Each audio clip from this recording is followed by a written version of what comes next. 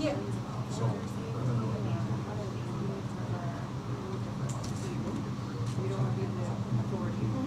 somebody came with a question about Yeah. Okay. Okay. Let me.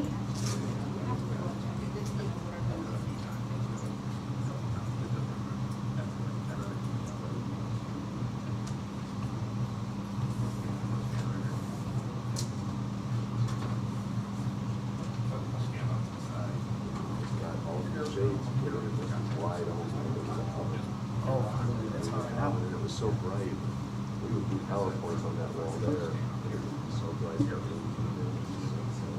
Could see it. So we really saved a lot.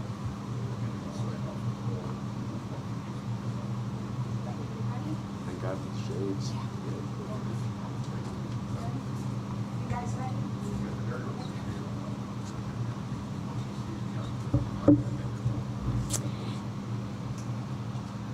Thank you for being here with us today.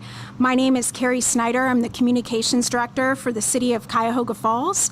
I will be handing it over shortly to Mayor Walters, who will give an open, followed by Cuyahoga Falls Fire Chief Chris Martin.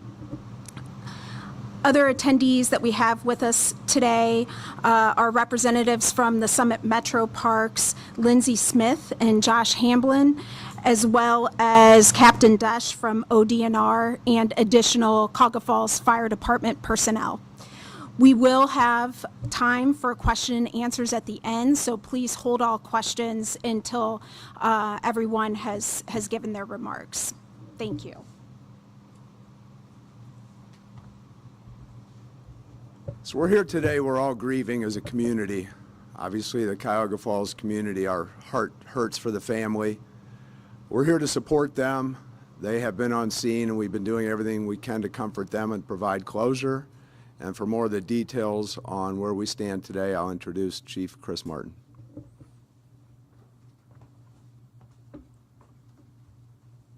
Thank you, Mayor.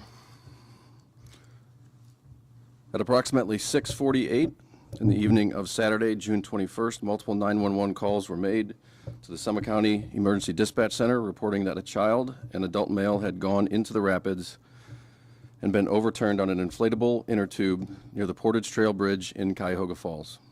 Cuyahoga Falls Fire Department units responded to the area along with Cuyahoga Falls Police Department. A woman and child were found near the shore. The woman, along with multiple witnesses, advised that an adult male and 5-year-old child were last seen floating down the river through the rapids nearing Broad Boulevard and the Sheridan Hotel. An immediate coordinated search and rescue operation was initiated by the Cuyahoga Falls Fire Department Incident Commander. Automatic mutual aid suggestions from the Summit County Dispatch were followed through, and personnel and equipment from throughout the county responded with trained water rescue personnel. State Highway Patrol sent a helicopter unit, and they assisted in scanning the area. Multiple drones were in the air, and the search moved downriver. Nearing 10 p.m., the search was suspended due to fading visibility and hazardous water conditions. At approximately 8 a.m. yesterday, the coordinated search was resumed with county resources offering personnel and equipment. Around 9:30 a.m. around 9:30 a.m. yesterday morning, Saturday, the body of a 5-year-old child was recovered. He showed no signs of life and was pronounced deceased at the scene and transported to the Summit County Medical Examiner's office. The search continued throughout yesterday until close 9 p.m. and suspended due to fading visibility and remaining hazardous conditions. The search has entered day 3 this morning. We've used the following resources and are currently utilizing the following resources. We've used approximately 50 personnel.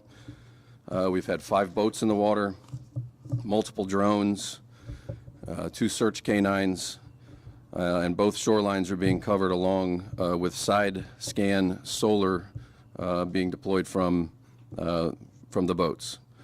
Our goals for today are to research the areas that we searched yesterday to see what impact an overnight has had on the river and the conditions for our ability to search. And we are going to be examining new areas that we might be able to expand our search. There are still numerous hazards present that are hindering our efforts to search, particularly debris from the storm. but we continue to aggressively search the areas of the river that we are able to. All members operating on the scene are highly trained in water searches, and most are swiftwater technicians. As the mayor mentioned, our hearts and passion is with the family as we try to provide closure. And at this point, we'll take any questions that you have. Do you know how, so the two they fell in, was the family all on the same tube? Can you kind of get a picture for how exactly this happened? We're really focused on the recovery issues, on the recovery operation that we have right now. Anything that happened preceding what we're working on and what we're focused on right now is really kind of immaterial to what we're trying to accomplish here today with all the resources that we have. It's outside the scope of what we're here to discuss today. Chris, understanding the answer that you just gave, the family told us that there was 3 inner tubes, that they were connected together, that they all flipped over, and they said that the father, in their mind, was a hero for saving the other family members, the smaller child and the wife. Can you expand at all about anything that you've heard regarding that, and any safety issues that you might want to get across for people who are choosing to go into the river? Safety is always a priority for anyone in our position, obviously, but if you're going to enter into any outdoor recreational activity, there's a certain element of risk involved. Again, we're here to focus on the recovery efforts that we have and update you on where we stand. I know that specifics of the events prior to the tragedy occurring, and there are plenty. We're not here to discuss that today. When we have more of those details and our focus can shift towards that, we'll be happy to share all of those details. Do you know if they were wearing life jackets anymore? Not really germane to what we're focused on right now. Life jackets or not, doesn't really affect our operations currently. What can you tell me about the area that you're searching? Like, how big is this area that you're focusing on, water levels? Mhm. And I know you mentioned debris was an issue, but has the water receded and that's been better for you the last couple of days? Right, and we're blessed to have actually the incident commander on the scene right now. We brought him here to answer questions specific to that. So I'll introduce firefighter Dan Pittman. He's highly trained water technician, and he's in charge of the scene, so he can answer that question better for you. Dan, would you mind spelling your name? Daniel Pittman, Pittman. Could you repeat your question? Yeah, just kind of tell me about how big the area is that you're searching, Mhm. and just talk about some of those things that making the search difficult. So you mentioned debris, Mhm. water levels, and things like that. As far as how big the area is, miles, we're going as far north or upriver as we physically can get boots on the ground. Downriver, we have gone way past where any normal washout goes. We are covering miles on the river. And that's on boat, that's on foot, that's drones, that's sonar operations. So we're attacking the main parts where most of these incidents occur.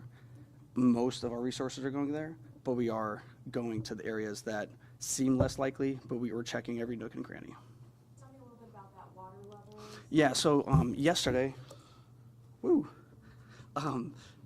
there was actually about 7 foot. We have a gauge that we use for swift water, and that gauge told us yesterday around 7.5, 8 feet. The day before, it was even more than that. So today, we're around 4.5 feet of depth at that gauge. And that is really good for searching because the water level has dropped a couple feet. Yesterday on scene, there was cement pylons and things at our operational area that we couldn't see yesterday, and we can see them today. So things that were inaccessible yesterday are absolutely accessible today. We've gone further upriver today.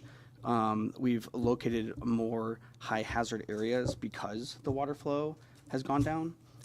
When you measure rivers, there's a flow to it and a depth to it, and it's all gone down today. So that's like the average 4.5 feet? No, so there's gauges throughout the river, and for anybody curious, there's an app called the River app, and they have gauges all throughout rivers in Cuyahoga Falls, really the country. And we use that for our water rescue team to set parameters for safety risks. Class 5 rapids, really dangerous, high risk. We will approach that differently. lazy river situation, that's a different situation as well. So it's just at those gauges, it changes throughout the day, but they're throughout the river. They have locations on them. The one we use is, we call it at Hiram. The area you're searching? Mhm. No, it's maybe down to 20 feet, all the way to your ankles. Like I said, we're going everywhere, miles on the river. So it's not just one. No, yeah. Fluctuates. It fluctuates all the time. That river is a living, breathing animal. Yes. Are you searching south of the Gorge Dam? Or Yep. I should say down. Downriver, so that would be considered downriver. We're searching down there, absolutely. Has this officially become a recovery effort? This is a recovery effort, yes. When was the last time you would say you guys did something like this? Yesterday, the day before, weekly basis. We do this very frequently. Summit County specifically, we have a really highly trained water rescue team in any surrounding county, so we get called out of county, out of state. We're the prime water rescue team in really the area. Kent mentioned they had like 50 Yep. rescues. Is there something you want to get across to people? What caused, was it just the storm? Why was there so many, or is this just like? I can't speak on Kent's, I'm not sure, but with water or with rain comes more water and nice weather following, so. How has the heat today, like the weather conditions this weekend, and it's super hot today, how has that impacted the search effort? The heat is, it's hot, but we're working through it, and we have a lot of resources through the county. We're gonna let Dan get back down to work at the river, so thank you very much. Thank you all for coming.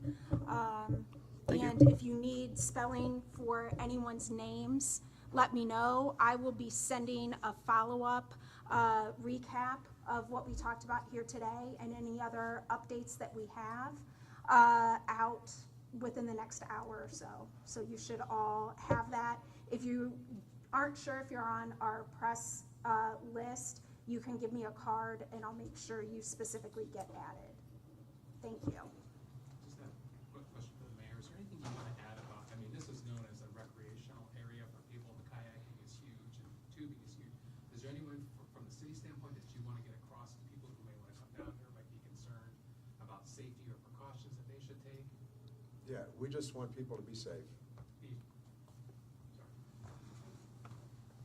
Safety is always our priority in the river and anything that goes on in the city, so we do encourage people to do their homework before they would get in the water.